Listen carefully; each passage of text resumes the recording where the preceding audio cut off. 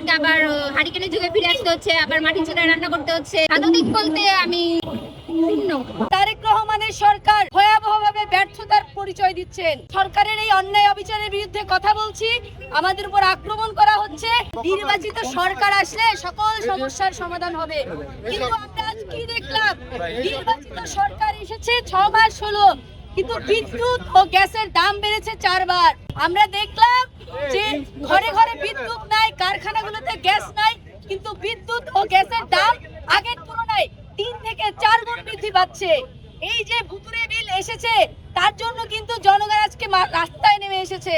কথা ছিল যে নির্বাচিত সরকার আসলে জনগণের যে মৌলিক চাহিদা, সেই চাহিদাগুলো সুচারুরূপে সমাধান করা হবে, কিন্তু আমরা দেখছি যে তারেক রহমানের সরকার রাষ্ট্রের নাগরিকদের প্রত্যেকটা দায়িত্ব পালনে ভয়াবহভাবে ব্যর্থতার পরিচয় দিচ্ছেন। আমরা দেখছি আজকে বিদ্যুৎ নাই, গ্যাস নাই, দ্রব্যমূল্যের ঊর্ধ্বগতি, দেশে সুশাসন নাই, ধর্ষণ, হত্যাকাণ্ড এবং বিরোধী দলমতের উপর নির্বিচারে হামলা করা হচ্ছে।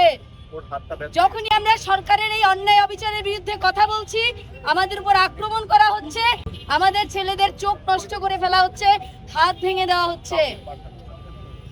আমরা তারেক রহমানের সরকারকে বলবো, আপনারা জনগণের সরকার হয়ে উঠুন। জনগণ অনেক আশা আকাঙ্ক্ষা নিয়ে আপনাদেরকে ভোট দিয়েছে, আপনারা জনগণের সেই ম্যান্ডেট রক্ষা করুন, নয়তো জনগণ আপনাদেরকে ক্ষমতায় বসিয়েছে। জনগণ যদি তার অধিকারগুলো না পায়, জনগণই আপনাদেরকে ক্ষমতা থেকে টেনে নামাবে। চিন্তায় কিশোর গ্যাং, এগুলো মানে অপরাধ অত্যন্ত পরিমাণে বেড়ে গেছে। আর এই যে গ্যাস নাই, বিদ্যুৎ নাই, তার বিদ্যুতের বিল অতিরিক্ত, তারপর আমাদেরকে আবার হারিকেনের যুগে ফিরে আসতে হচ্ছে, আবার মাটির চুলায় রান্না করতে হচ্ছে।